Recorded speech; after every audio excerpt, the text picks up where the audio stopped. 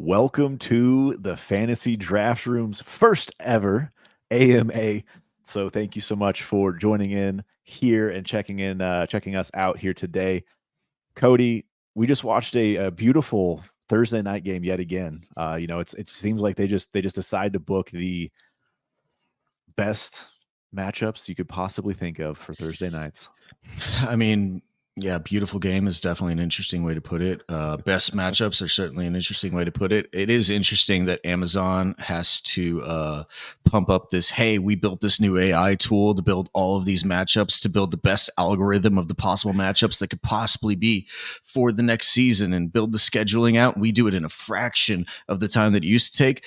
And then they schedule themselves Bears and Panthers in week 10 with the worst team last year and the fourth worst team last year. What did you think was going to happen? I don't know. It seems a little bit fishy to me. It seems like either one side is lying, that either it's not AI or Amazon's getting gypped. I don't know which way it is, but yeah, awful game to watch. I doubt most people watched every single snap throughout that game. I'm sure I sure as hell didn't, because there was a lot of other things better to do with my time, like watch a Blues hockey game or something like that. But what we are here to talk about is the fantasy football ramifications. I don't think there's any from that game, though. So unless you have anything about that game that you really want to talk about, man, Tyson Bagent, I don't think he's it. I guess the Bryce Young thing is probably the only main thing that we could talk about from that game. I mean, I'd love to highlight Donta Foreman one more time. Just Okay. he had 20 carries. Yeah, it was nothing special, but everyone that spent a third round draft pick on him last year has just been loving life. Sold him Me for a being fifth, though. you sold him for, that's true. That is absolutely true. But yeah, man, that's pretty much it. I think DJ Moore being wide open was fun to watch because he just looked frustrated every single play. There was like a few fade routes down the sideline where Bagent threw the ball completely out of bounds, not even remotely close. And you could just see DJ Moore's like, man, I left Carolina for this.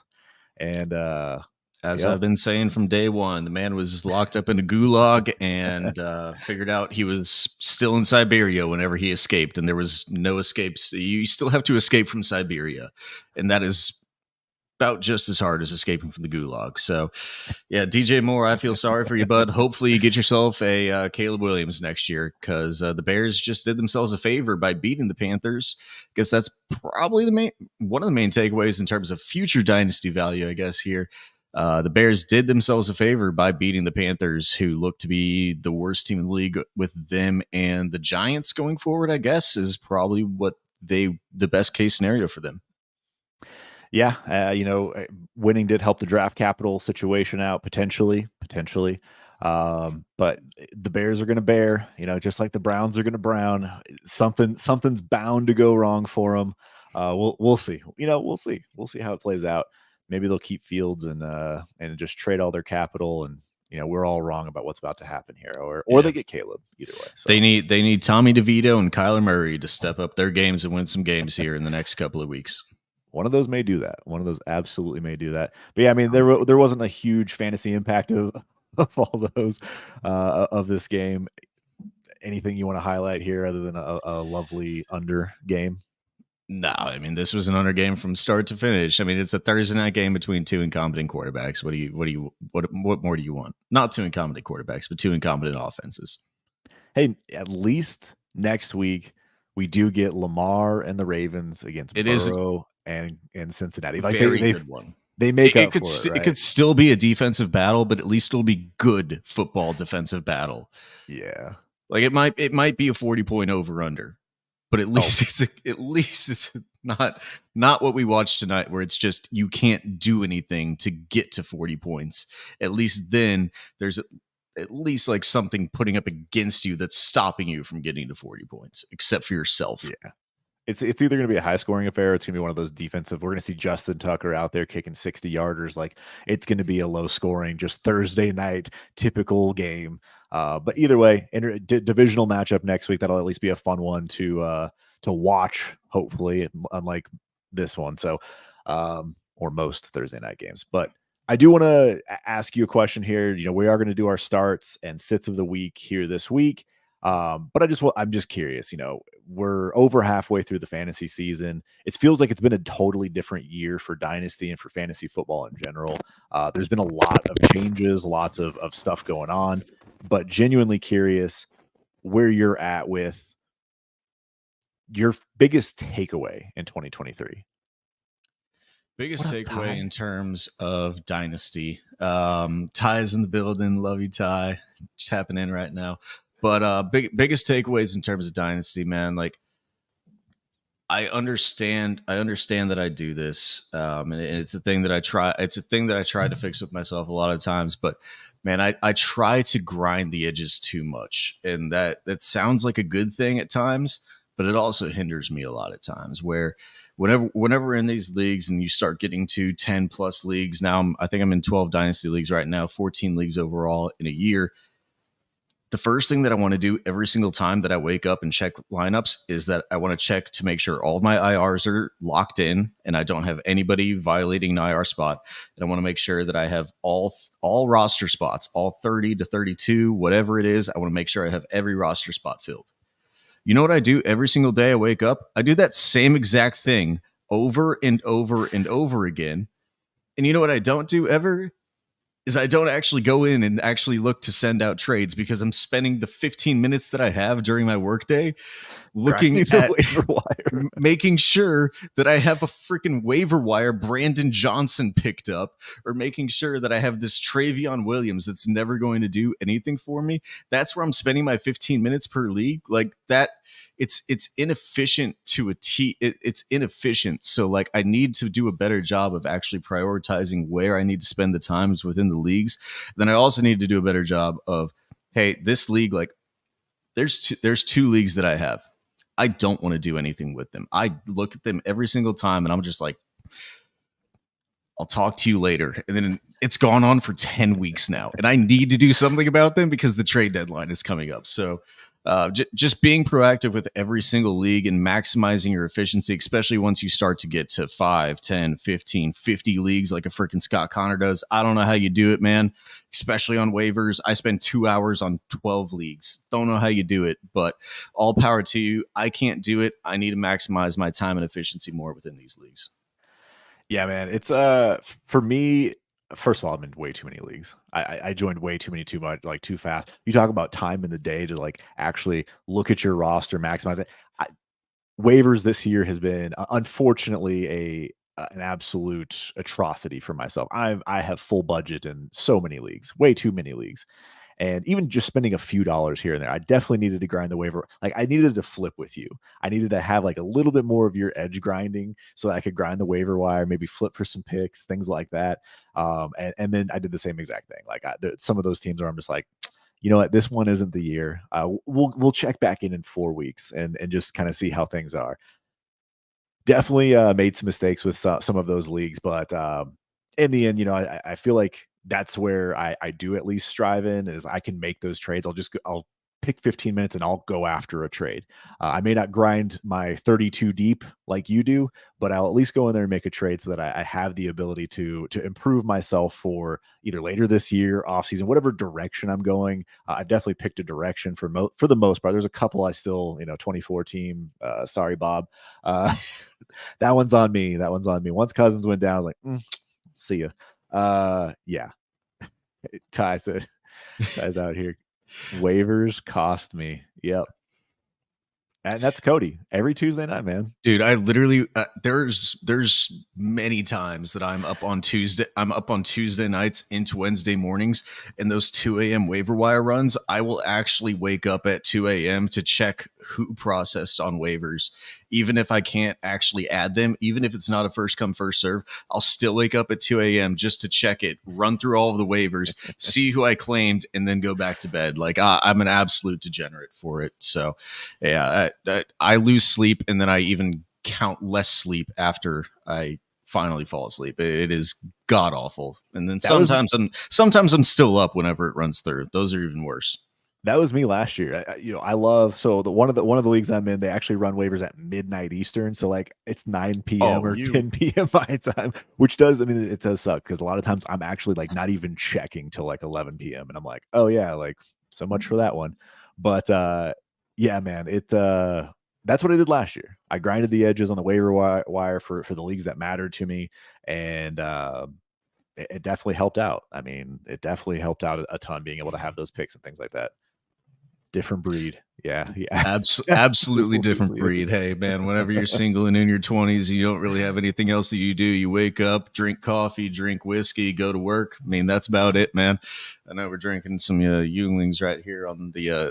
Got to do the draft room right tonight on the first live Yes. episode. Can't bring whiskey on it. Got to actually bring some kind of drafts. I don't know, a little bit, but anyway, no, man. What was? Do you have anything else on the main takeaways, or do we want to go into some start sits of the week? Anything else that you got? Let's hop into the start sits of the week. If Ty or anyone else hops in and bugs us or asks us questions, we can always stop for a few minutes and answer those. But let's at least do our starts and sits of the week so we have that on wax here. Let's go. All right. So we're going to start off with the starts of the week. I suck at these. Chase is good at these. We don't have a running tally anymore. We missed a couple weeks here and there. We missed the first week, and then things kind of caught up to us. But we at least did them every single week. They're just not tracked on the YouTube right now. So we threw them away. We're going to start over. We're just going to go through, do our starts and sits of the week. I'm going to go first on the starts. Chase is going to go first on the sits because we provide better content for you whenever I do the start or I do the sits and Chase does the starts. There you go. So, I don't know how I could not pick this guy right now. We're looking at the list over here. We're looking at the top 12. We have to pick outside of the top 12 for the quarterbacks for the starts of the week. Trying to get you guys some people who, hey, you got a bye week, you got to fill in. Who do you want to put in? You want to put in the guy who was put in for his own team. The guy who was literally a waiver wire ad, basically, for his own team. You could do it for your fantasy team. Get that sounder off of here. That thing is atrocious. Joshua Dobbs, though, was not atrocious. Winning a game against that mustacheless man, Artie Smith, made him shave off his mustache. I mean, that's got to be one of the most... I mean, that's basically like going over to another man's house and sharpening his knives in front of him. That's basically like saying, hey, what is that car that you drive? That's probably the car that I'm going to buy for my 16-year-old daughter whenever she turns of age, and I can buy that for her. That is that much of an insult to the man who just beat you that you have to shave off your mustache after he beat. I mean, this it's just truly disrespectful what Josh Dobbs did to Arthur Smith. I think he does it again against New Orleans. Yeah, that's where my struggle is. You said against New Orleans, and I'm like, yeah, that's probably a little bit tougher of a challenge to come in. But hey, now he has a full week. Tyson Bagent should have beat him last week. Yeah, he just looked awful against Carolina. You're not wrong. We'll see. I don't mind that pick at all. So picking outside the top 12 here, for me, this one's simple. It's too easy. And I know he hasn't had the best of seasons. The Seahawks have not passed the ball at the same rate as they did last year. But Geno Smith going up against Washington is just almost a cake matchup for me to pick. It's truly going to be a get-right game for Geno. It has to be a get-right game for Geno. He faced Cleveland and Baltimore the last couple weeks. Again, it's tough to go up against the top two defenses in the NFL. So I think he's going to have a nice bounce back game. They're going to get that passing game going. And I think Geno Smith's going to have himself like a top 7 performance of the week. Absolutely do love myself some Geno. I think that he's being pretty trounced on, especially within dynasty markets because of the matchups that he's had. He's faced the Cleveland Browns and the Baltimore Ravens, who are two of the top 10 DVOA defenses in the last like 20 years. He's going to look bad against them. Like, I don't know what you want from this guy. Like, nobody has looked good against them, and Geno just had to face them back-to-back weeks. I think this offense is still good enough. They've still got weapons. Geno is not a full pumpkin. Maybe he's like in the process of turning into one. Maybe he's a little bit of a carriage, a little bit of a pumpkin. Maybe.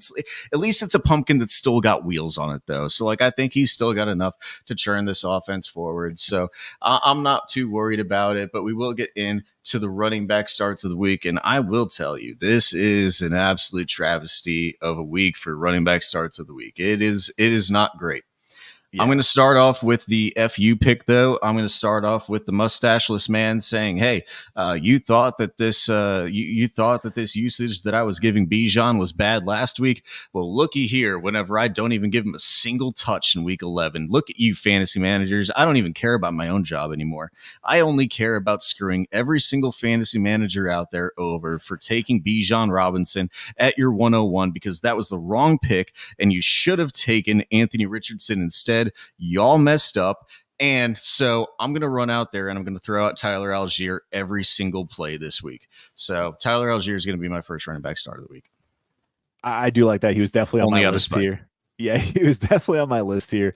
I do think Algier has a good matchup. I think he'll have an opportunity to again vulture touchdowns. That's when you're looking outside the top 24, especially when you have a bye week like this, where we have several teams on bye. It's really tough to find some good gets, and that is definitely one of those guys. The one I'm going to stick with here, and I'm just going to go with the same game, and it just again, Seattle's run defense is awful. B-Rob, we're going to go with Brian Robinson. And I think this is going to be a nice, solid game for him. I know Gibby had a solid week last week. He got involved in the passing game. B-Rob, again, finally was getting back involved. He had a rough go. He had like 2 games where he had under 10 touches. Last week, he did get 18 carries for 63 yards and the tutter. I do think this is going to be another 18 carry game for him, 80 yards, and hopefully he falls into the end zone. That's what you're hoping for, because that's just what B-Rob has, in the tank. But fingers crossed for him that B-Rob does get that touchdown this week. So I'm between two guys here. I'm between two. I kind of want to put a little bit of like a disclaimer on what I'm about to do. I've picked him plenty of times before, and I've picked him plenty of times before in the starts of the week for running backs. My pick of the week will be Ezekiel Elliott. Jeez. However, I want a little bit of a disclaimer because the guy that I actually want to pick is not listed on the top 50 right now. Guy that I want to pick, Lenny. I'm going to pick Playoff Lenny. Playoff Lenny is going to outscore the Buffalo Bills running backs for the rest of the year. I want Fournette in his first game back, fresh and healthy. Have you seen pictures of this man, dude? That is not left tackle Lenny. That looks like LSU Lenny out there. That man is absolutely ripped in those pants. I mean, he's ripping the pants off of him that he is wearing in those Buffalo Bills practice unis right now. Man, I'm not even going to put the disclaimer in there. Fournette, nope, I'm not even going to do if he doesn't play. I don't know why he wouldn't play. Honestly, don't know why he didn't play last week. He honestly just needed a little bit of a week to get into the thing. But no, give me Leonard Fournette right now. Love that. I really do. Denver has one of the worst run defenses in the NFL. While Denver has played better defense as of late, it hasn't been against an offense like this. So, yeah, I think Playoff Lenny's a very good pick. I'm glad you picked him. It did make this easy for me. So yeah, but I don't blame you. I'm taking Jaylen Warren. Jaylen Warren just outscores Najee all the time. The fact that he's not even outside the top 24, happy to put him in there. He's going to be splitting the workload. It's going to be an RBBC, and again, he outscored him, I think, 7 of 9 weeks so far. So fire me up some Jaylen Warren. Fire me up the RB1 on that team. Pass catching running backs playing in PPR. I mean, they basically split 1-1. Neither of them are actually good. Probably just depends on which one falls in the end zone that week, or if either of them fall in the end zone that week. Hey, but Matt Canada playing on the sidelines. Hey, it's a completely new offense, man. Completely new offense with Matt Canada on the sidelines. But that does get us into our wide receiver starts of the week. So let me get this over here as I give out my first one. Don't know who Fotson is. That's not a real person. So I'm going to go with Jerry Jeudy as my start of the week as I pull this up right here. I'm going to let you talk about that one, Chase, as you are the Denver Broncos fan. Do you actually like Jeudy as a start of the week? Let me pull this up. You talk about him for me.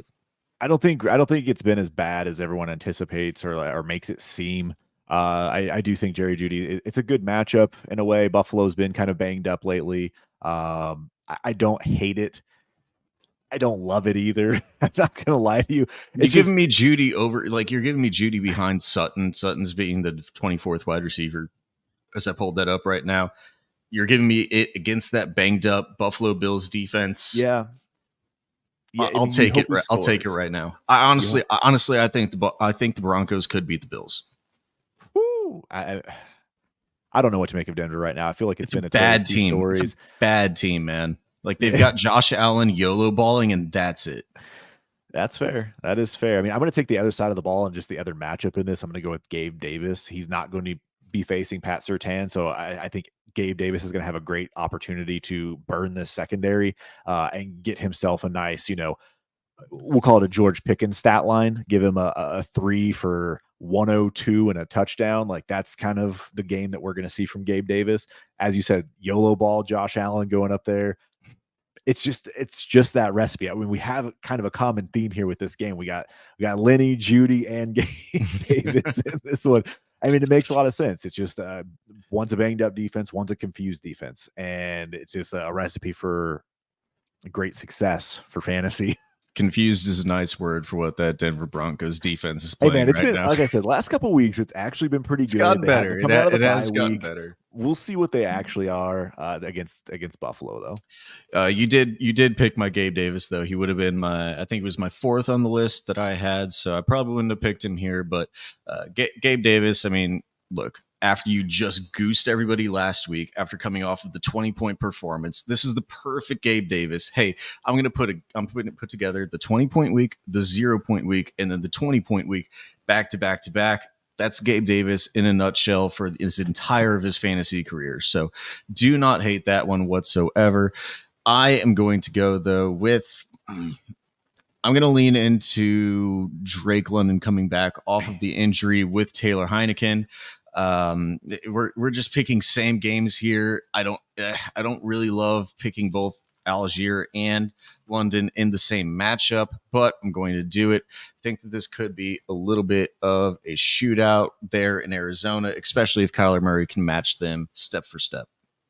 Yeah, I like this. That was going to be my guy. Drake London. He's looked better, I guess, with Heineke. I guess the offense has looked. I don't know. Well, London hasn't played with Heineke yet.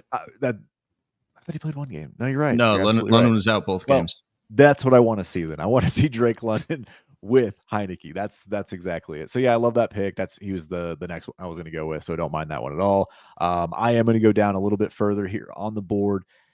I was torn here. There's part of me that really wants to start Trey Tyler Palmer? Boyd. No, I'm not going that far down the board.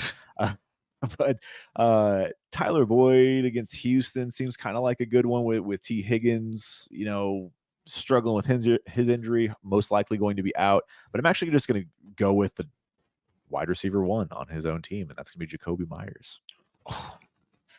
Sauce Gardner is going to be tying down Devontae Adams, and it's just going to be a feed Jacoby game, and that's what it feels like. So I'm going to say that he's going to get his opportunity. Give him 10 targets. Hopefully, he can come away with 6 catches. We'll see, what happens with the quarterback position, but at least the opportunity will be there for him because I feel like Devontae Adams is going to have a tough time with a inexperienced quarterback and going up against Sauce. I understand it.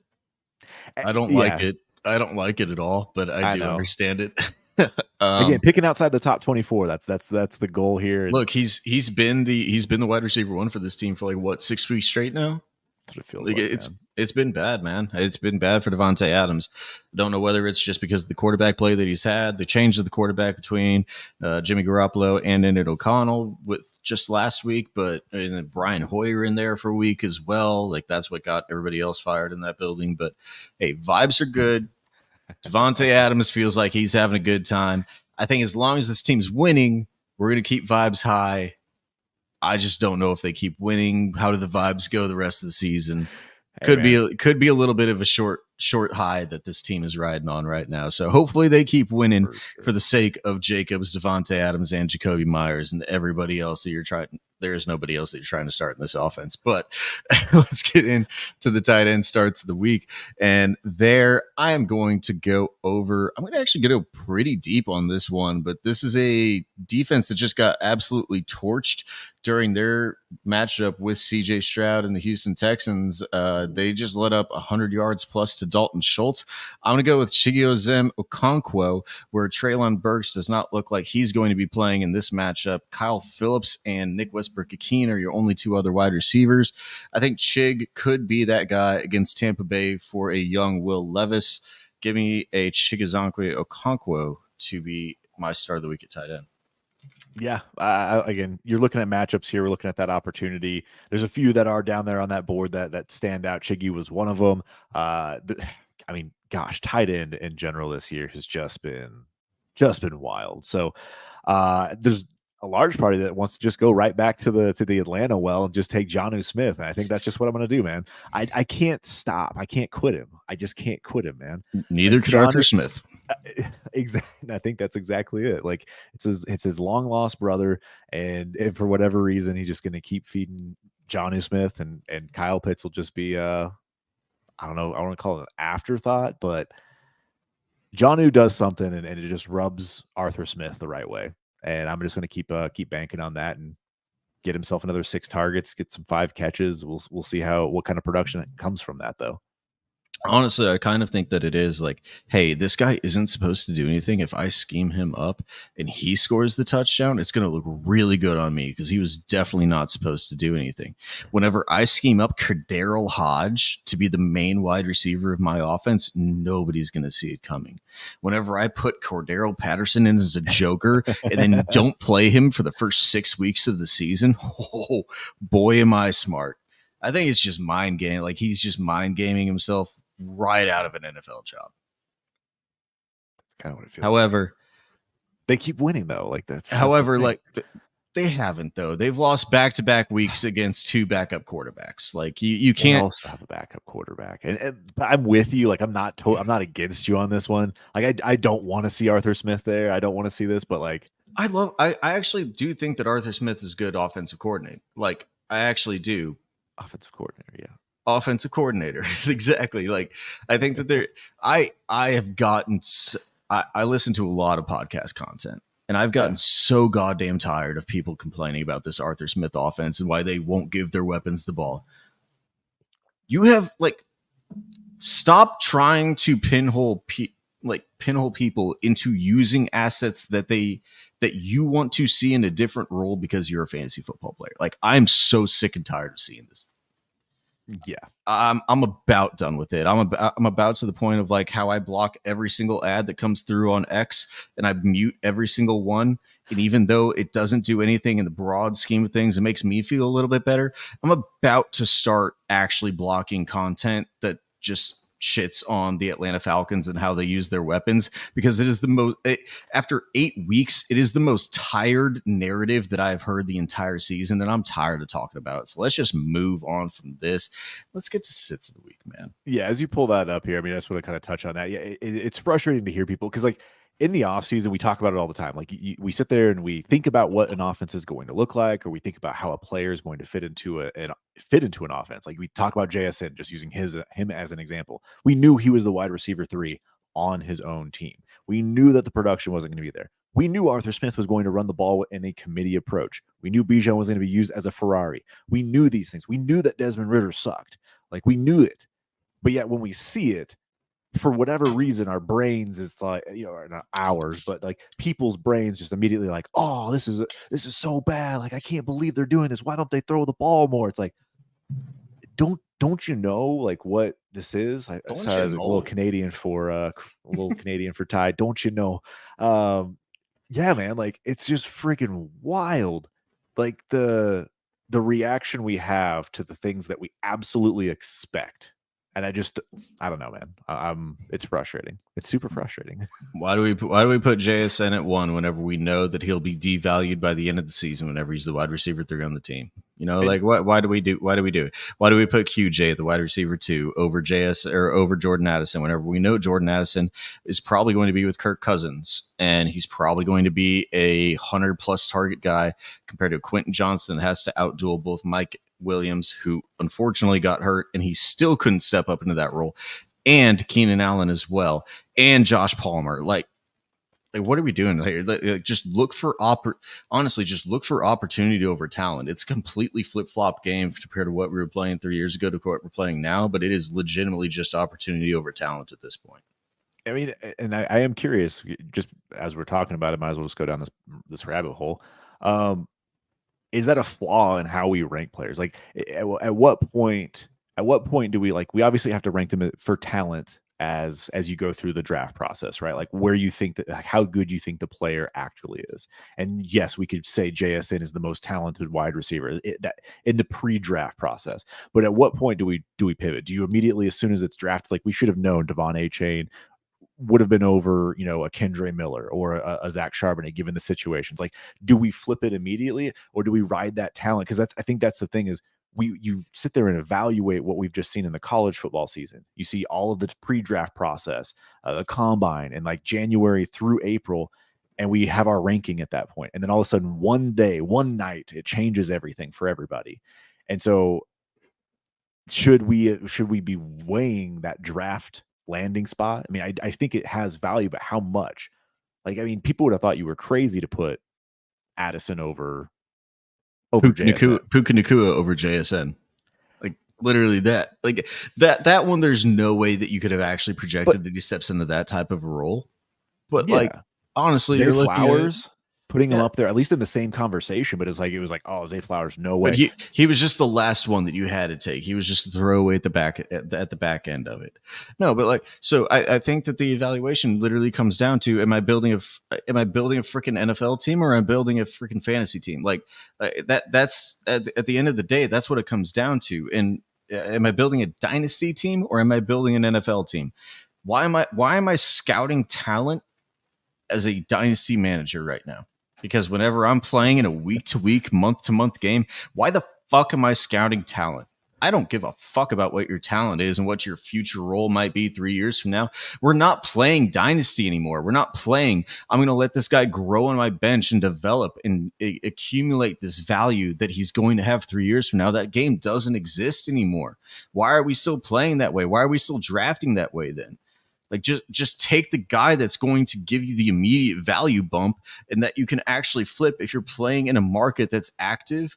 Why would you not just take the guy that you think is going to have the most value after 4 weeks? Play in 4 week windows, honestly, at wide receiver.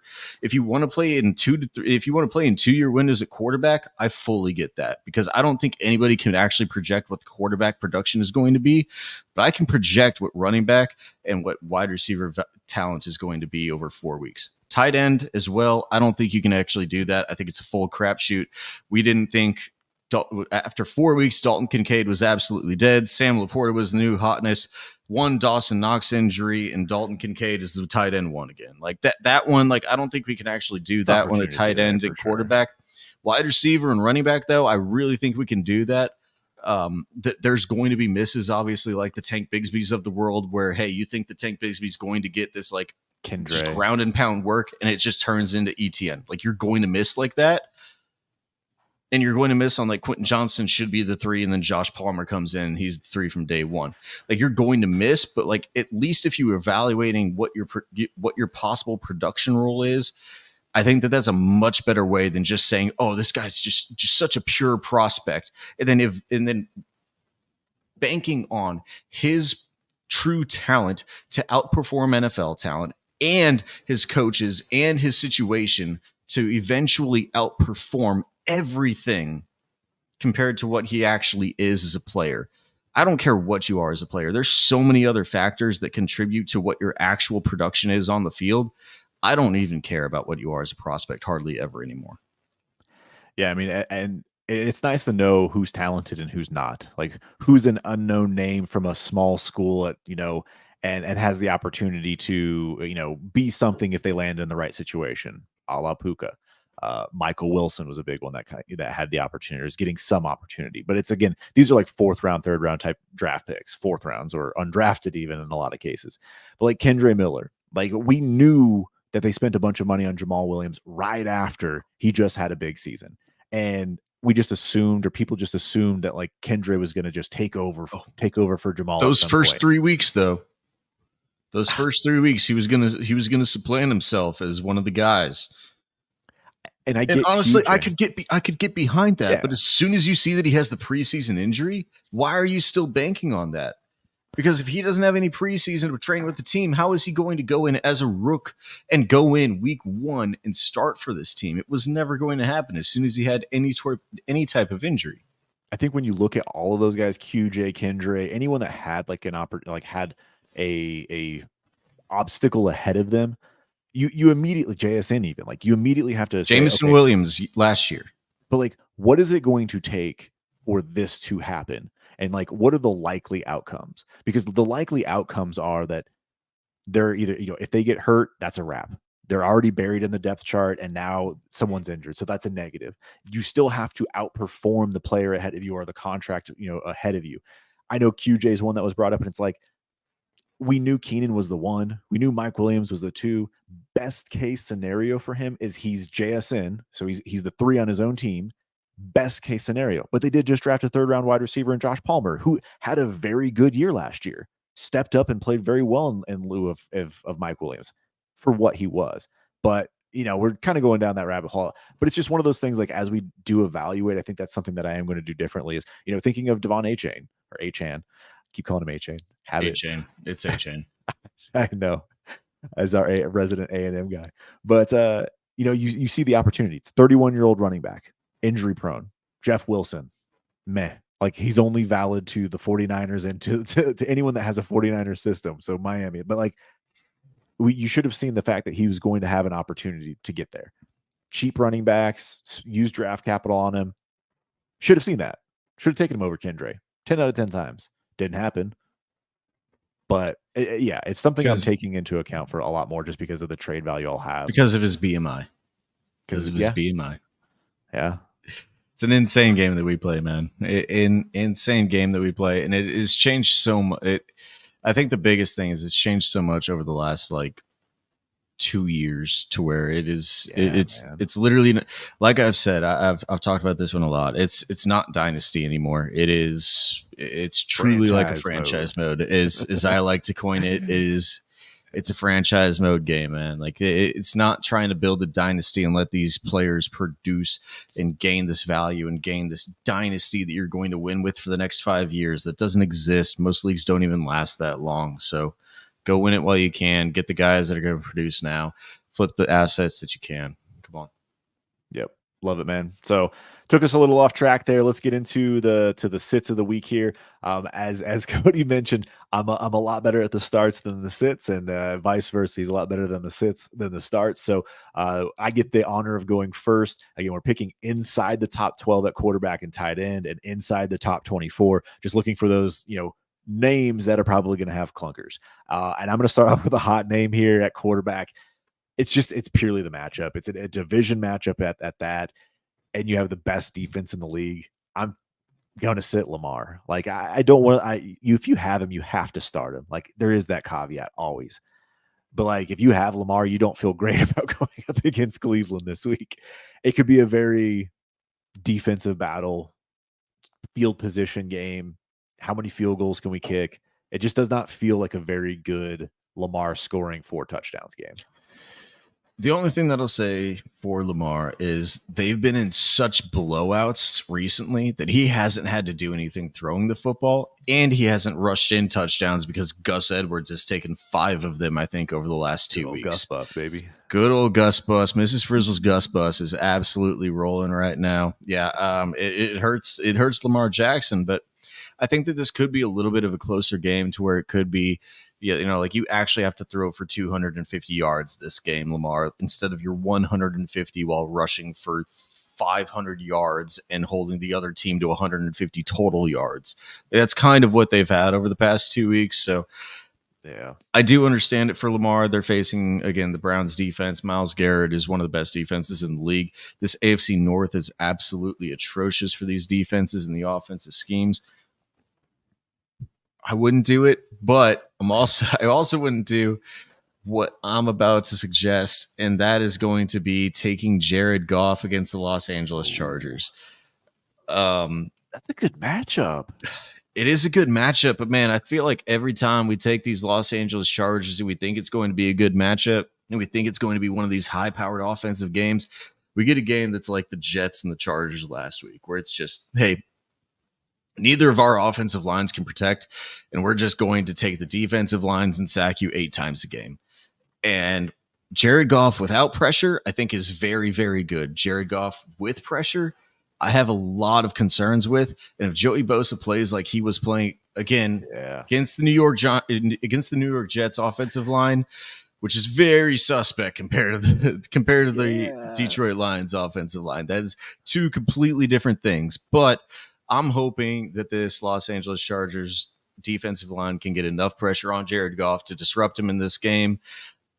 I have no idea what to think about Justin Herbert in this offense anymore. They should be putting up 35 a game, and they put up like 17. So I don't have any faith in this offense anymore either. I think this is a weird game where it's a defensive struggle. Maybe that was should have been your sit, as Justin Herbert back-to-back clunkers. So, hey, you stuck with Goff. I'm going to take that one. I think Goff might actually have a decent game. The Chargers are just inconsistent. If they do not get pressure with Mac and Joey Bosa, I think it could be a long. I mean, it could be a high-scoring game, could be, but it could be a long time for this offense, just because it doesn't seem like things are clicking that well for the Chargers in general. So, let's dive into the running backs here, and I'm going to save my hot one. I'm going to save the hot one for the next pick, just to see where you go. But I have to take the low hanging fruit here. I got to take the low hanging fruit, and I'm gonna be sitting Jahmyr Gibbs, man. If David Montgomery's practicing in full, he's going up against these Chargers. This is gonna be a David Montgomery game. Welcome back. Here's 30 touches. Jahmyr Gibbs goes right back to the role we anticipated him to have, and that he's had when Monty has been healthy. So I'm going to sit Jahmyr Gibbs in this one. He's just inside the top 24. Unfortunately, I just don't think that momentum's going to roll on now. Yeah, I'd rather have the. I guess I'd rather have the rushing attack of the Detroit Lions in this game than the passing attack of the Detroit Lions in this game. So I don't think that Jahmyr Gibbs is going to be completely phased out. Obviously, I do think Monty will have probably like 15 carries, but I think that Jahmyr Gibbs will have a more advanced rushing and receiving role than we've seen before David Montgomery was taken out of the field due to injury, because Jahmyr Gibbs, like Dan Campbell said, he's earned a role, which is not what we saw from the first couple of games. So I think he's earned that role. Do think he's sit worthy, but I don't have him on my list. The first one that I'm going to take, though, if we're going back to the starts of the week, I think that it's going to be a Leonard Fournette show. So I'm going to take a James Cook. It's pretty obvious here. I thought about that one too, but again, it's for me, it's going to come down to that Denver defense. Just if they give James Cook the ball, there's a good chance he's going to have a good game. That's fair.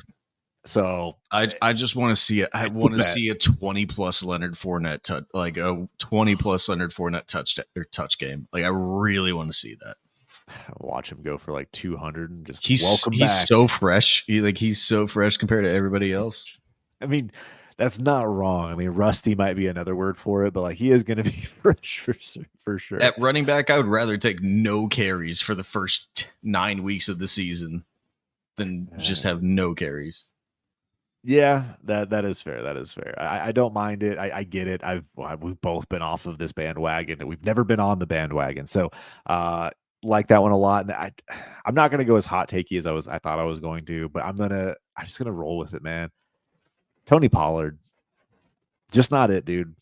Just not it. The way they use him in this offense. I mean, the offense itself has been better, and I expected Pollard to kind of like progressively be better with the Dallas offense. I know that this is probably going to end up being a run game towards the end, just because Dallas is going to be blowing the brakes off of the Giants, but I just don't see how Tony Pollard, without falling into the end zone twice, like smashes this week. I just don't see how he's a top 10 option this week. He hasn't been a top 10 option all season. He's been an RB2, back end RB2 at that. So don't have a lot of confidence in this Dallas rushing attack, and I think Tony Pollard is just going to have himself another meh game. I'm fine with that, because I do think he's been very meh throughout all of his 2023 campaign, especially compared to what we thought he could be. I have a couple of names here, though, Man, I think I'm gonna do it. I'm gonna go for I'm gonna go for a little bit of the laws here. I'm gonna give you all the names that I thought about putting on here, but I'm going to I have do a it. couple. All right. I'm gonna do it as well though. So James Conner coming back off of IR against Atlanta. I'm not really all that psyched about in Kyler Murray's first game back. Want to see what he has against Atlanta defense. I'm not really too psyched about playing James Conner his first game back. Alexander Madison. He's Alexander Madison. I don't think there's anything more to say about that. New Uh, Orleans defense too. and Like that's a against tough one. Kenneth Walker, whenever he's potentially still dealing with an injury and he's been splitting work with Zach Charbonnet. Don't really know what that split looks like, but I'm gonna go against you in this game, man. I'm gonna go on the other side. I You're gonna give me knew it. Dallas defense against Saquon Barkley. Yep. This could be the game that Saquon Barkley never plays another snap for the New York Giants again. Could I'm with you. easily be. I'm with you. And I'm basically just going to ride it on that. Saquon has no reason to play for this team anymore. Do you really want to line up behind Tommy DeVito for another 8 games and run the ball 20 times and take another 6 receptions in the flat and get absolutely crushed for another 300 carries over the last 8 games of the season? I wouldn't. And you're playing against Micah Parsons and this defense. Yeah, I'd be looking for any excuse to go out. My ankle gets a little bit rolled up on. That hamstring tweaks a little bit. Yeah, I'm pulling Darren Waller, and I'm not playing another snap for this dog water team. Yeah, Saquon, all of his incentives in his contract were like about the team making the playoffs, about him being better than he Super was as a Bowl. rookie. Yeah, Super Super Bowl. Bowl stuff as well. He had to be better than he was as a rookie. He had to catch more passes than he did as a rookie. Had to have more rushing yards. None of those things are going to happen. There's no incentive at all to play for this team or to risk injury. Saquon Barkley should hang it up. I don't know if. Hopefully he doesn't get hurt. Hopefully that's not the case, but I could definitely see a hamstring injury. Faux injury. Yeah, 3-week hammy injury. Oh, I tweaked my ankle. Yeah, I could see it. This feels like a Saquon Barkley, like Alvin Kamara comeback game where it was 13 catches for 33 yards because there's no one to throw to in this offense, and DeVito just checks Fair. down all game long. But I did think about Tony Pollard. The other one, you touched on some of the ones that were lower on the list that were definitely of interest. The one that I was looking at, and he's had a good enough fantasy performance because he's scoring touchdowns still. But Austin Eckler has not been good. He's been only receiving work. Like if he's not Yeah. a pass catcher, he's not good as a running back. Yeah, and the touchdowns have been the big thing for him too. Even last week, I think he only had like 5 catches, and it was obviously he scored the touchdown, so you can't sit here and take that away from him. But to be the RB2 overall, and I know the potential is there for him to absolutely smash, but it just has not looked good since he came back. And I don't really know if that's just, again, the Chargers offense as a whole, if it's Eckler still playing banged up or what. But it's a little concerning for me, especially in some places that I have Austin Eckler. I'm like, come on, man. Like, when are we going to see some smash games from you? But you can't sit him if you have him. That's the only thing. Let's move in your wide receiver sits of the week, though.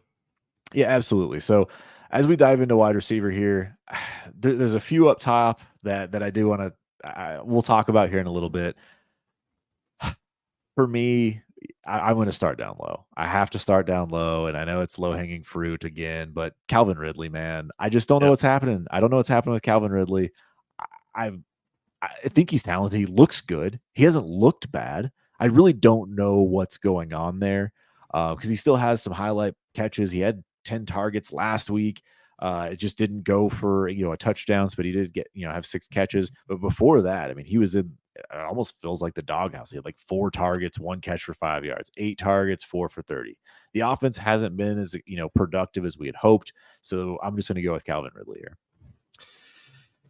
Yeah, remember when we were saying week 1, like, oh my God, it's over. Calvin Ridley is the alpha. Kirk Cousins or Christian Kirk is relegated to just being a slot wide receiver, and then Evan Ingram. Yeah, he might just get whatever is left over. Yeah, that was the only week I think. Maybe one other week that Calvin Ridley's really had wherever he's actually been an actual thing.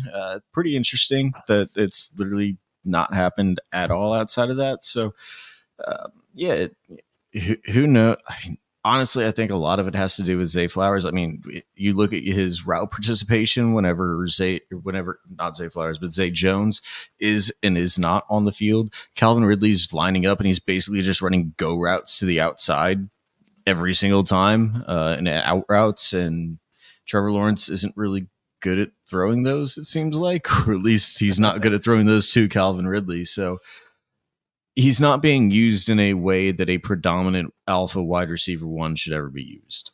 He's being used as kind of like a DJ Chark would be used in a Lions offense, and that's not going to be productive for him ever. He's being used like a Gabe Davis would be in a Bills offense, and like you're just going to have a lot of dud games whenever you're used like that. And Christian Kirk is going to have a lot more consistent games. It feels a lot like a Deontay Johnson, George Pickens, if you want to make that comparison as well. Like it really does kind of feel like that type of a comparison, especially with it just with a better quarterback, but you also have a running game that's so much better right now that you don't have to rely on the passing game as much, and you have a much better tight end that's soaking up targets as well. So it's a little bit of a too many mouths to feed. It's a little bit of the role. It's a lot of everything that goes into Calvin Ridley, and so he was one of the guys definitely high on my list as well. I'm going to go into another guy who I said I think they do have a little bit of a bounce back, but I don't think it could be a bounce back for him this week. And I'm going to go with Tyler Lockett this week. It's going to be my sit of the week inside of the top 24 going against this Washington defense. It does look good for him, but I do think a little bit of a resurgence from JSN as a potential 2 on this team, along with DK Metcalf being inside the top 24 as well. I'll just bet that it isn't a Tyler Lockett game. Geno Smith does get right, but it's not a deep ball to Tyler Lockett to give him a 40-yard touchdown bomb, and he only gets a couple of catches for maybe 40 yards. Yeah. You're going counter me here on the starts. I went with Geno because I think this passing attack. JSN has been more involved, which has been nice to see if you drafted him or if you have him on your team. It's nice to at least see some progression throughout the year, so I don't mind it at all. This very well could be a good opportunity for JSN to kind of, I'll say, break out officially. Like he's had some decent games, but like maybe this will be an opportunity for him to actually shine. So I don't mind it at all. I do think the matchup though kind of scares me more than anything. For sure. It's basically, does he catch that long 40-yard touchdown like that? That's all that I'm betting against, is not catching that one. And speaking of someone that's not going to catch balls, I actually shocked, and I'm just curious. Like I had to look at this again. Like, yeah, Deebo Samuel's in the top 10. Like I am sit Deebo Samuel. I am not about this one at all. I know he did have a few weeks back he had a good game, and maybe that means he's due, I guess. But I just can't get behind this being a Deebo game. Maybe I'm wrong here, but it just does not seem like he's been utilized in this offense in the right way.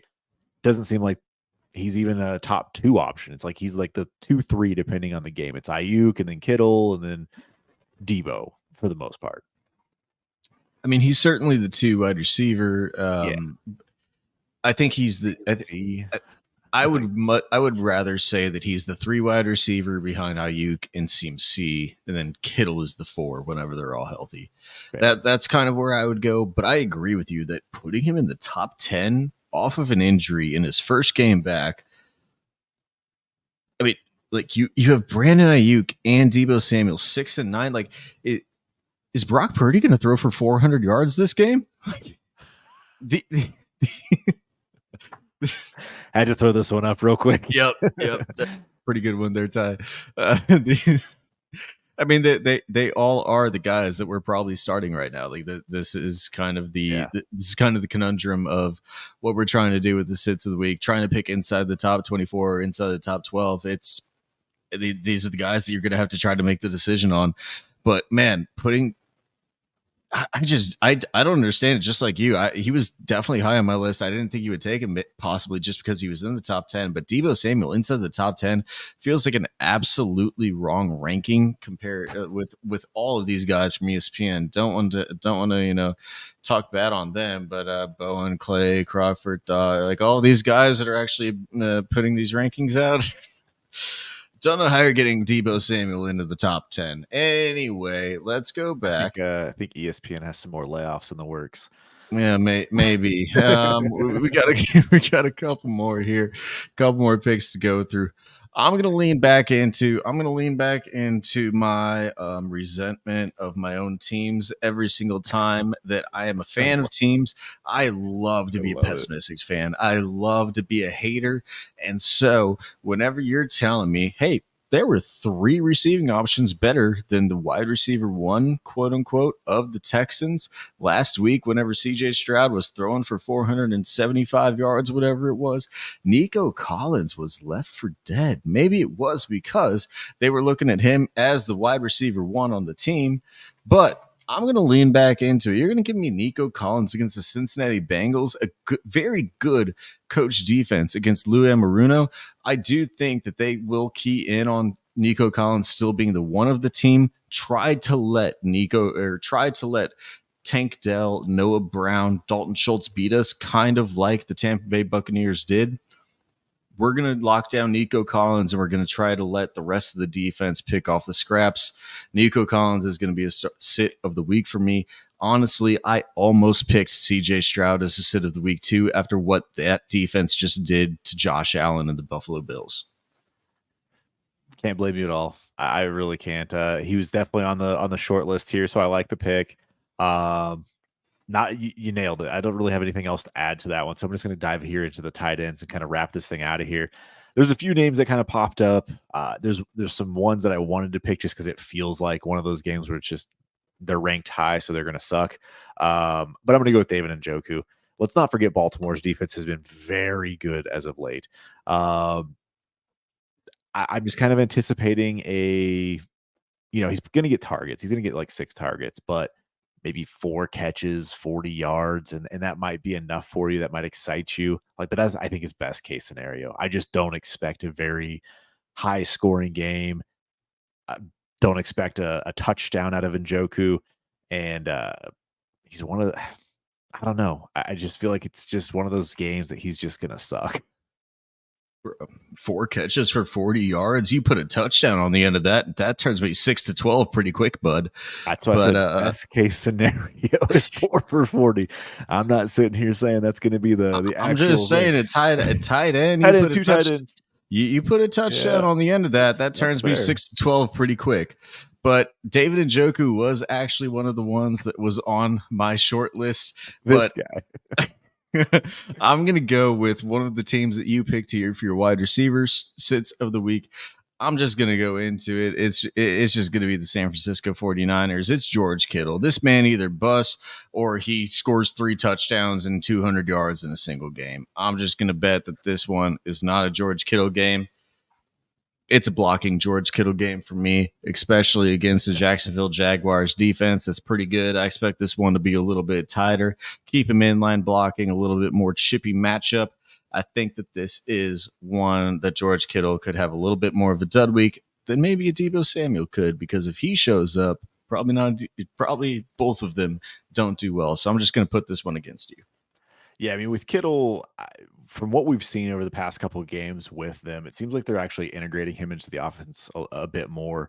And that's what you want to see down the stretch from the San Francisco 49ers, because he is an incredible tight end. Like, let's not forget how good this guy can be. I mean, we've seen it, right? We've seen 3 catches for 3 touchdowns, right? We've seen that.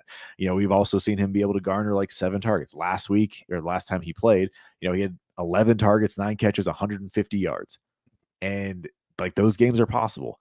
I do like him a lot down the stretch. I don't blame you at all though. Like it feels like he's due for the 3 targets, 1 catch, 20 yards type of game. And you're like, well, okay, well, what happened to George Kittle? That's Soon just as the they're all 49ers. healthy, it feels like the game where George Kittle goes back to just being absolutely irrelevant, and Kyle Juszczyk outscores him this week. Yep, that's exactly it. So These are the sits. Again, this is inside the top 12 at quarterback and tight end, inside the top 24 at wide receiver and running back. So it's just kind of picking some clunkers here, some matchups that aren't necessarily the best. And so if you are making some tough lineup decisions, maybe you steer clear of a couple of these guys. I know with bye weeks, it's hard though. It makes it even harder. Absolutely, especially as we have what is it? The Chiefs, the Eagles, there's another high powered team that's actually on the bye this week. I know the Chiefs and Eagles are the two that stood out right off the bat.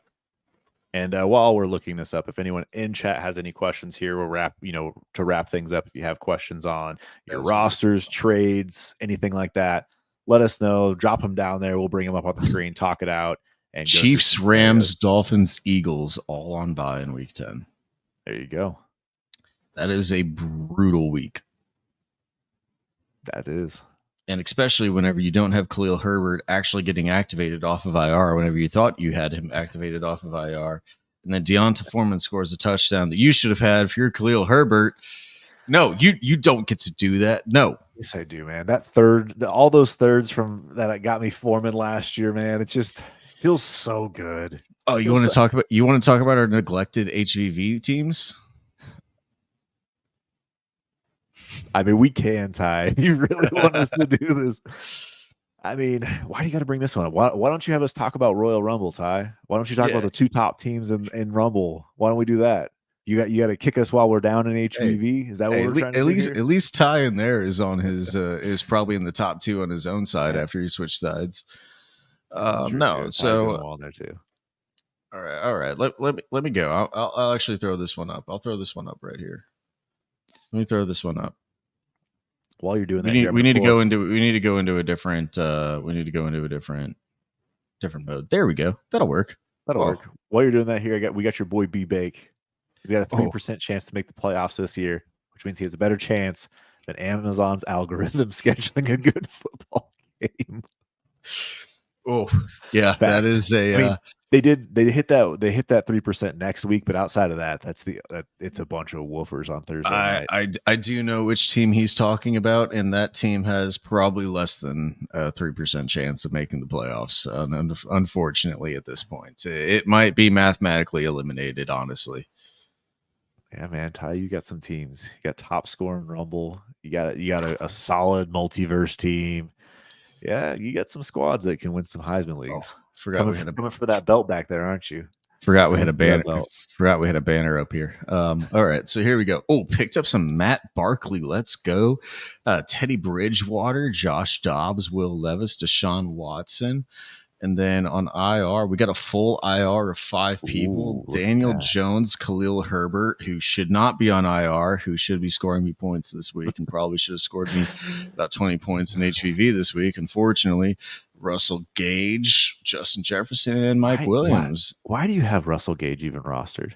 Why are we doing? Literally, my only other cut was Brandon Johnson on IR. So, would you rather roster Russell Gage or Brandon Johnson on your last IR spot? That was kind of the conundrum that I went into. So, I think the Brandon Johnson served his 2 touchdown purpose, and I think I can cut him after that. Yeah, that is totally fair. So, what are you doing with your team here? Where are you at? Let's just kind of talk through that one. We could pull up mine afterwards as well and look at what we've not done in this league. Yeah, for sure. We haven't done too much, but we are both relegation teams as it currently stands right now. I don't think that I think you're a little bit more on the cut line than I am. I think we have about 5 teams that are probably going to be automatically relegated as it stands right now. So I think I'm above the line for not getting relegated. So that's what I'm kind of holding out hope on, especially as we go through this roster and you see some people who like this team is not good, but it's good enough to score enough points right now to keep me above the relegation line. That's kind of what I'm doing right here. If you want to get into all the semantics about the league, it's incredibly complicated. 36 teams. There's a 24 team top end this first year. The bottom 12 teams go into a relegation mode. And so I'm trying to avoid getting into relegation, kind of like the Premier League in English soccer. It's awful. It's a lot. I know. Basically, the team is not good, but I'm trying to keep it just afloat enough. So looking at the quarterbacks first, we got Will Levis, Deshaun Watson, Josh Dobbs, who thankfully we locked into, and then we got two backups of Teddy Bridgewater, Matt Barkley right now, and then Daniel Jones on IR. Unfortunately, this is just a team from the draft. Didn't work out. Whenever you're investing in Watson and Daniel Jones as your two starting quarterbacks, it's not going to go good. Luckily, I did backdoor my way into some Josh Dobbs and Will Levis to keep myself afloat here. That's the only thing that's holding up this roster. If I didn't do that, would not be there. We move into the running back position. Zach Charbonnet, Zeke, Gibson, Henry, McLaughlin, Strong, Emmanuel Wilson. Emmanuel Wilson's only here is just like a 1 week hold just in case a Green Bay Packers running back takes an injury and maybe he sees a little bit of a workload. Other than that, I mean, the running back room is old, but it's not, there's no value baked into this thing. The only thing that actually holds value here is Derrick Henry, who has been highly sought after by a lot of competing rosters. There has been one offer that I wish I would have taken that got revoked. Ooh. One offer that I wish I would have taken that got revoked. I might send it back out. Okay. I might send it back out, but opportunity to say no. Unfortunately, this White Goodman team has not had an opportunity to say anything. No, I mean, honestly, if it was talking about my own team, yes, actually, all of these players are holding on to the ball like they're a bunch of grease monkeys. They are awful. So moving into the wide receiver position, Marquise Brown, Noah Brown, who honestly was a pretty good pickup in one of the trades that I think I made with Ray, as I throw in Brandon Cooks, Darius Davis, Gabe Davis. Gabe Davis, this is the league for Gabe Davis because bonus points get scored twice for some reason because we play in a dumb league. We got Mecole Hardman, honestly, could be a cut candidate. Hollins, cut candidate. Irwin, cut candidate. Phillips, cut candidate. Rager, cut candidate. Juju, cut candidate. Tolbert on the edge. Watson, cut candidate. Whisper-Kikeen, cut candidate. I drafted horribly in this league. And every shot that I took was one of these guys down here, like the Russell Gage, who just went on IR and just went away. It was this league is all about having the players on the back of your roster to actually score points. I missed on every single one. Like it did not go well. So it's trying to turn all of this shenanigans into just being good enough for this year and then building probably for 2025 after that. Unfortunately, we probably have 2 wasted years on this team. Tight end, I did pick up a Grant Calcaterra. As soon as I run through this, Chase, definitely tell me that. Evan Ingram, David Njoku as my 2 tight ends. Ogletree and Darnell Washington. Already went through the IRs. Chase, what did you have about this team? I was curious, what draft capital do you have on that one? I do have, I believe it is 2 seconds and 2/3 and my own first. Okay, you do have your own first. Okay, I do have my own first. Let me check that one real quick. I do have my own first 2 seconds and 2/3. Yes. All right. Yeah, I mean, not the best of positions. It's definitely not where I would want it to be. I would love to churn and burn this one a lot more. It's just been kind of one of the teams that I haven't put as much time into to churn and burn the depths of the roster as much as I would like to. Obviously, whenever you're looking at this type of a wide receiver room, that's how you know that I am still active in waiver wire acquisitions, because all of these guys are guys that probably in the last 3 weeks have hit waiver wires, and they are the only things that are scoring me points in my wide receiver room. Yikes. I mean, don't get me wrong. Like, we're going to look at my team and we're going to say yikes now, too. But Justin Jefferson coming back off of IR here. That's what we need. Come on, J-Jets. I mean, this is a big league that, like, studs and duds approach works out really well. You can have some very nice stud players that are consistent. And then you can have, as you mentioned, the bonuses kick in where it's 2.5 points 2.5 points for 20-yard catches, and then an additional 5 points for 40-yard plus catches, and that's on a single catch. So you can rack those up real quick. As we die, whenever we pull up my team here as well, you'll see like Rashid Shaheed, same thing as Gabe Davis. It's like they'll have 3 catches for 105 or 115 yards, That's a and 70-point game. just unreal, absolutely unreal. It is what it is. Like that's what it comes down to. Is like, unfortunately, it is what it is. We're playing by the rules. I think it's going to change back next year. We'll see. Yeah, we'll see. I know it needs to go to a vote, so it's not double counted. But yeah, we will definitely see what happens with that one. All right, Chase, pulled up your roster here. You want to run through this one for me? So what's funny is we talk about mismanaging rosters, right? Like we talk about mismanaging rosters. And I don't even have 32 players on this roster. So I was literally adding people as we were going through this because I'm like, I have not done anything. I still had A Rich not on IR. This was just poorly managed on my part. Just poorly managed. And this don't let this reflect who I am as a dynasty manager or dynasty player. Let it This reflect. this has been a rough year for me. Like great personal things going on. Everything's going really well Let it work-wise, but reflect. yeah, it's definitely changed. So I've had to focus on some teams here, but yeah, man, as you scroll through this thing here, like you see quarterback wise, Sam Darnold, Kenny Pickett, Ryan Tannehill, Carson Wentz added, Zach Wilson, and then I do have A Rich. Had Jalen Hurts, and I made the down tier to A Rich, got a first, got some other kick in stuff as well. So I was able to at least do that. Unfortunately, Ryan Tannehill got hurt before I could move him. That Let's sucks. also talk about the point that you did that A-Rich deal. He was still going to be on IR for Yeah. 4 weeks instead of out the Season. entire year.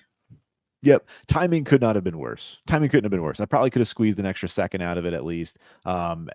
Knowing that this was going to a contender, it went to Ray, unfortunately for everyone in HVV. So he got an even better deal on it. But hey, I still don't mind the trade. In the end, I think in the offseason, I'll look at it and I'll be fine with it.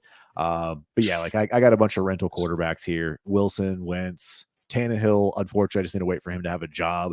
Kenny Pickett, someone's ruined the market on that, seeing him go for 2/3. Different league. Different league, but still same people, same concept. People are going to start looking at that and thinking that that's what they can get Kenny Pickett for.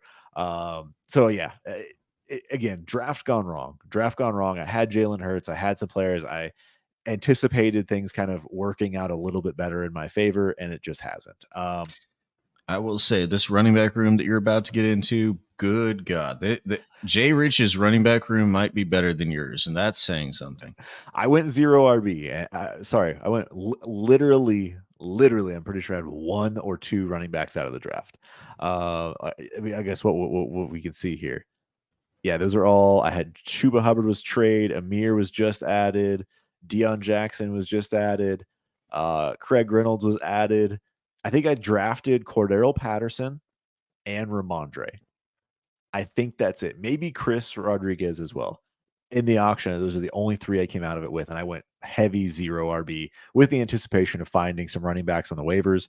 Unfortunately, I have not grinded it as hard as I needed to make that work. Definitely did not grind it as hard as you needed to make that strategy work. I'm almost more concerned about the fact that we spent $5 on Deion Jackson, because if you were spending $5 on Deion Jackson after he got cut from the Indianapolis Colts, I'm pretty sure I literally just added him right now for $0 off of like Fab. So I don't know what these numbers are. I would hope so. I would really hope so. Maybe that was his initial off of Fab from some other team. I would hope that was the case.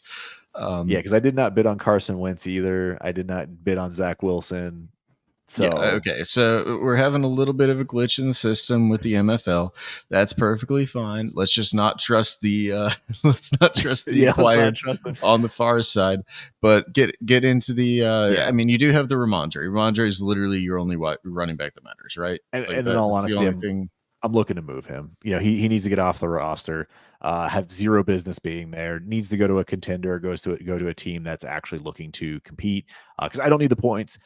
I know I'm on that relegation line. I'm okay if I go into relegation. I think I'm going to sneak my way out of it. We know there's going to be some teams that leave or go into the dispersal that'll save me, I hope. So fingers crossed for myself on that one. but yeah, so diving into the wide receiver room here, because I really Ramondre, I plan to get off of there.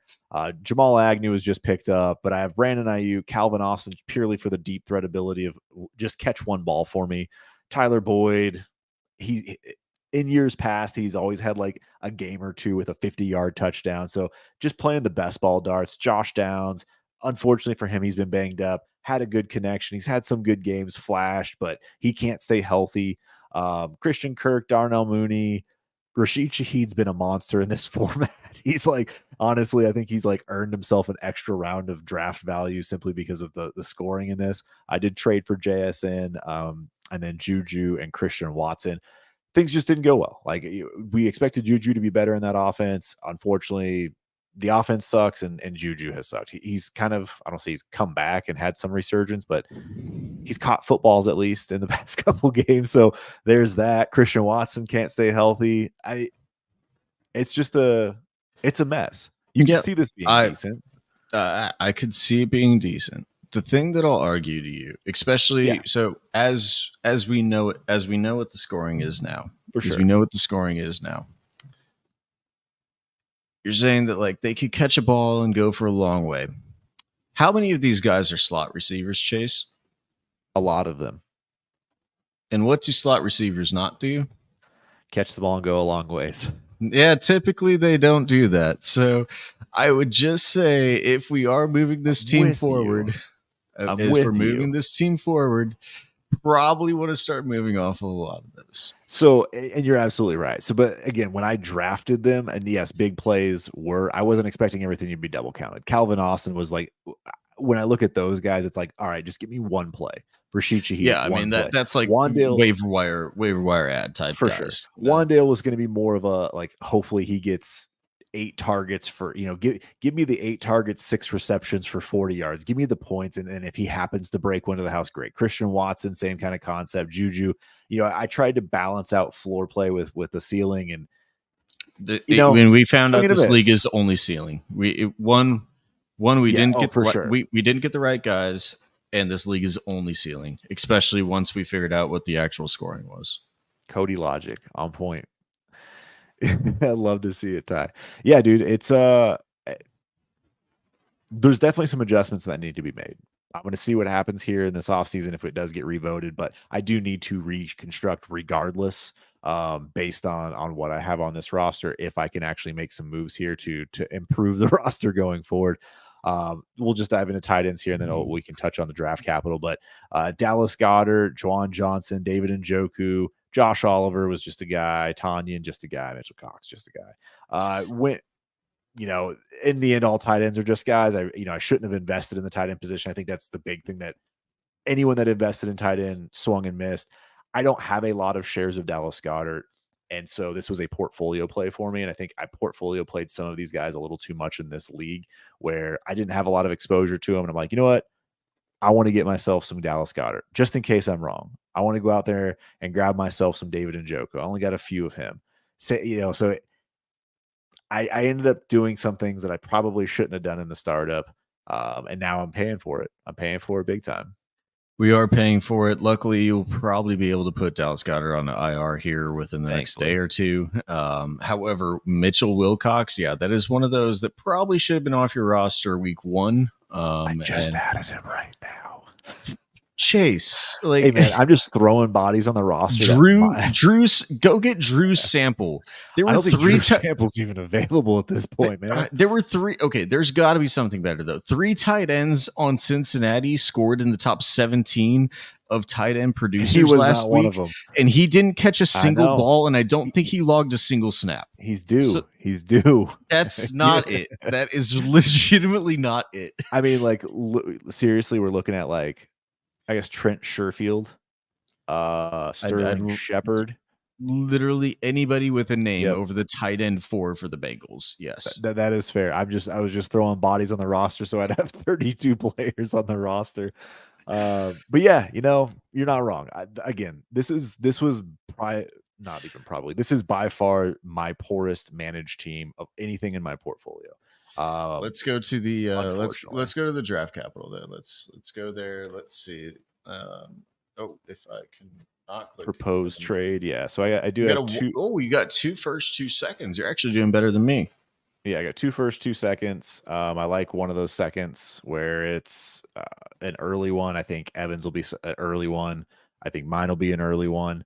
And then I have my own first, and I have Peter's first. And Peter has a good team. It's a playoff team for sure. There's no doubt about it. But yes, gross. Exactly. Thanks, Ty. Um, so yeah, the team in general is just gross. This is just a wolf of a team.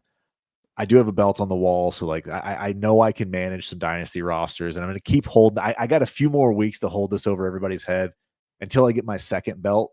So yeah, I at least want to make sure I can say that I can And manage a team, but this has just been my poorest one, dude. and It's been rough. that is exactly what I was about to say. What Ty is saying right here is the lottery Yep. system where everything is between 1% and an 8% chance. You literally only have to own first. All that Yep. you need to do is just own the picks. If you just own the picks, it doesn't matter. I don't even care. Honestly, the trade that went down today, whenever we were complaining all about this Bijan Robinson traded for a first round pick, we're saying it's a late first. What the hell does a late first mean when it's 2% chance versus an 8% chance? Whenever you get 5 picks in and all of those get depleted further and further and further down, it honestly doesn't hold that much difference. It doesn't. It doesn't, like, truthfully. But like you said, if you have one shot, like, you don't want to have a high, especially when you're giving up an asset like Bijan. Like, if we're going to talk about Obviously, it was that still a kind of god trade, awful trade, but yeah, like it's when you're not as bad. for context for those that don't know, I basically Bijan and Odell Beckham for what is projected to be a late lottery first. We'll go with that. Late lottery first, Kyron Sure. Williams and Josh Palmer. And it's like when you hear that, there's not many situations in general where I'm going to be like, yeah, that's I can make that sound okay. That's awful across the board. So sorry, I hate ripping you, Big T. Was not what I expected, especially looking for the grandfather offer. It is what it is.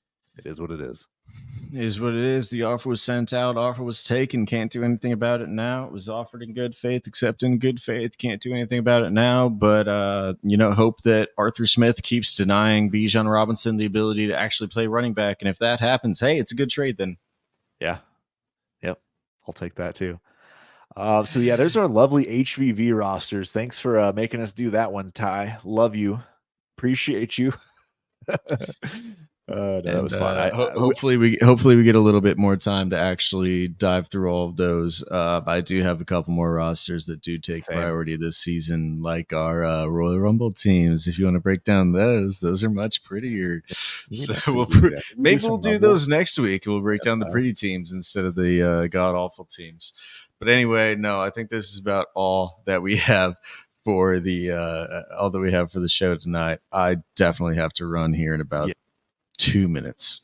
Yeah, you're good. I'm good to go as well. Again, thanks so much for joining us here. Like, appreciate you guys tapping in, listening in. We are going to start doing some AMAs here on either Wednesday or Thursday, most likely Wednesdays. I think that's what we'll kind of keep it at.